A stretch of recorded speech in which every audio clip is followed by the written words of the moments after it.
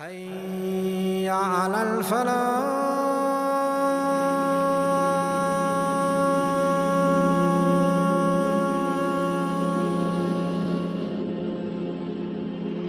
Is to give a glimpse of what an actual Muslim world looked like. We have a long legacy of contribution to the world in its entirety. Our story starts in the year 1519. If you rewind 27 years prior to this date, you will come to 1492. Spain fell from Muslim hands. What had happened? For years, a Catholic monarchy was growing next to Spain, and it was becoming boisterous and confident, and Muslims were dwindling. Eventually, they took over Spain, which the Muslims had been ruling for almost 800 years. The question is, what did this Muslim world look like inside? There's a story that in Ireland, a disease filled the potato plantations, and their main food was potatoes in Ireland, especially amidst the poor. There was very little food produced that year, and a lot of people died, and the Irish dubbed it the Great Hunger. And they say 1 million people died and 1 million people left.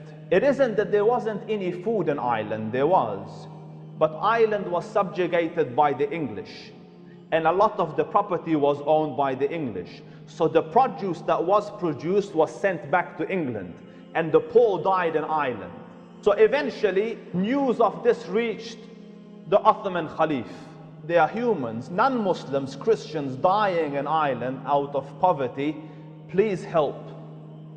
And this was a time where the Ottomans were having some internal problems as well. So the Khalifa felt a huge sense of responsibility.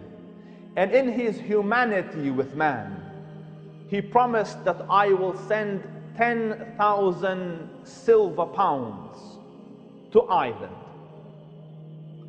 But at the same time, he was not a reckless ruler. And he recognized that Ireland is under the stewardship of Britain.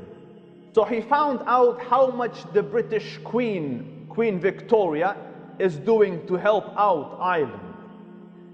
And he found that she's only giving 2,000 silver pounds. And he had promised 10,000. So in recognizing that this would make her look very small, he reduced his number to 1,000. Do you see that Muslim monarchs didn't want the disruptions of other lands and other systems? But he said, I have made a promise of 10,000. I have to take goods to them equivalent to that sum, although in money I will give only 1,000. So he sent 1,000 silver coins, which comes to 1 million something in our currency, pounds. And then he sent 5 shiploads of grains. He sent it through a very long way. And when it reached there, the people were very overwhelmed. And the nobles of Ireland wrote this letter of thanks and gratitude back to the Sultan. And it reads a little like this. We, the noblemen, gentlemen, and inhabitants of Ireland, want to express our thanks and gratitude for the Ottoman Sultan's magnificent assistance. The Sultan's assistant response to this aid call displays an example to European states. Numbers were relieved and saved from perishing through this timely act. We express our gratitude on their behalf and hope that the Ottoman Sultan and his dominions will be saved from the afflictions which have befallen us. At a time when very few would come to their aid. But I want you to see what the Muslim nation really looked like. I am arguing that Islam was a very progressive organization, the Muslim government. And when Islam came, and the amount of emphasis it put on ilm and knowledge, it created a culture of seeking and learning. You know, everyone wanted to learn. Everyone wanted to know. Allah Rabbul Izzah in the Quran says, look at the heavens. So the Muslim would look at the heavens. So Muslims, you know, devout Muslims were there thinking, contemplating, studying, learning what is happening. And through this, they came about with trigonometry and geometry and astronomy and all the rest of the sciences. So sciences began to develop. The contrast was mind-boggling. Here's a fantastic thing. In France, there was a library. How many books? 700 books in the library of France. At the same time, in Muslim Spain, one library had 500,000 books. And there was more than 700 libraries. When the Catholics came and took over, they wanted to take all sign of Islamic contribution off.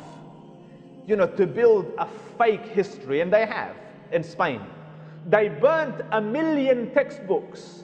And because of the safety and security and welfare that Islam had in place, innovation started. And I don't say innovations in deen, but innovations in technology. So you have like this wonderful individual. Such an amazing story. You know, he had a longing to fly. So Islam provided such a good life that this gentleman decided, why can't I fly like birds? So he went to the Grand Mosque and he made what is probably the first parachute and stood on the minaret and jumped down, you know, hoping to fly. And he had a rough landing, the poor guy. At this stage he was relatively young, aches and bruises, but he survived. His next attempt, he was 75 years old. They had resilience, they didn't give up quick. And he put eagle feathers on silk and bamboos and then went to the local mountain. So he stood there and he jumped and he flew for about 10 minutes, but his landing was a bit rough. So he goes, it didn't have a tail. Like if I had put a tail, it would have been better. And it took the Wright brothers years before they came back to where this individual was in Muslim lands. In the field of medicine, Islam was centuries ahead of everyone else. The streets of Spain were paved 400 years before it would even reach Britain. Then there is this notion, you know, we keep women back. So let's look at female scholars in Islam. My teacher and Sheikh Dr. Akram Nadwi, Hafidahullah Ta'ala, has done a research 15 years in just the female scholars of hadith. And he says, in my humble research, I have found 9,000 scholars who are female in the science of hadith. Not small, giant of scholars. At the same time, if you look at the rest of the world, in the dark mountains of Europe, the Catholic Church didn't used to recognize women as human.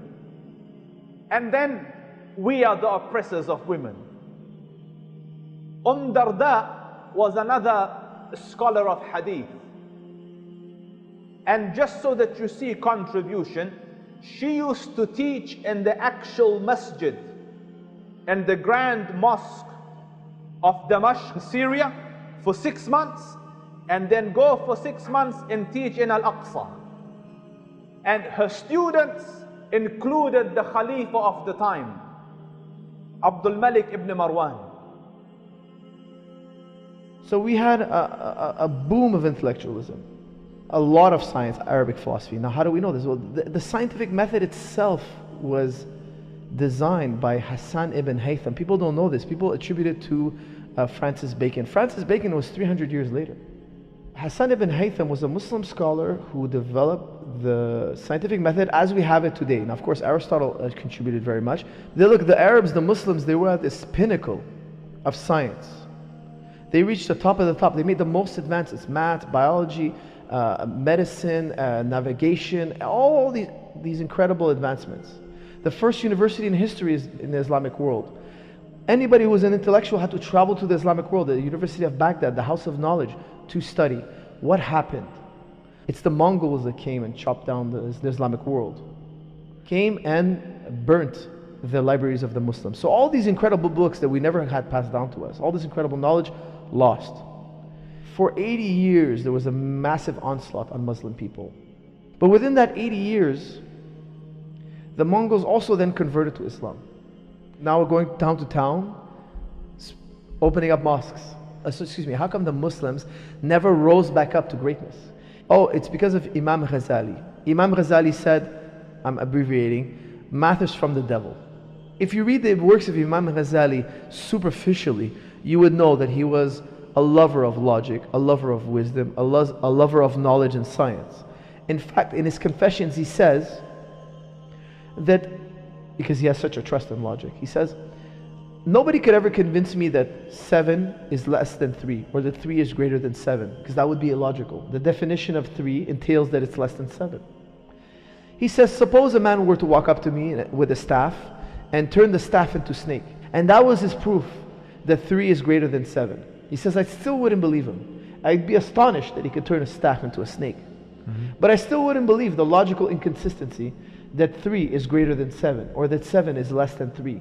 That's how much he had of a regard for mathematics. The question is, so what happened? Because today we're very different from what we used to be. My belief, my analysis and my input in it is, we changed.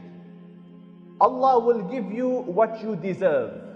When you don't deserve it anymore and no longer have the competencies, abilities, requirements to handle that office, Allah takes it from you. The verse says the same.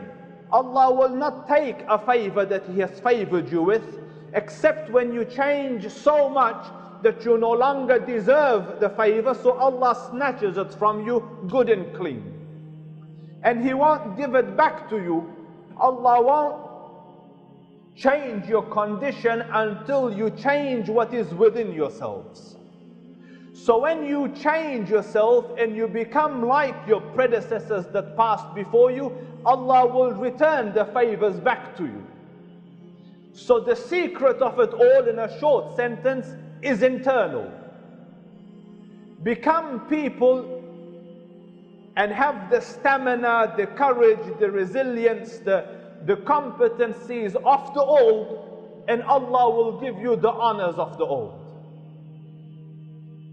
And have the weaknesses and the pathetic lethargicness that seems to be grappling the Muslim world, and you will get what you have today. Wassalamu alaikum wa rahmatullahi wa barakatuh.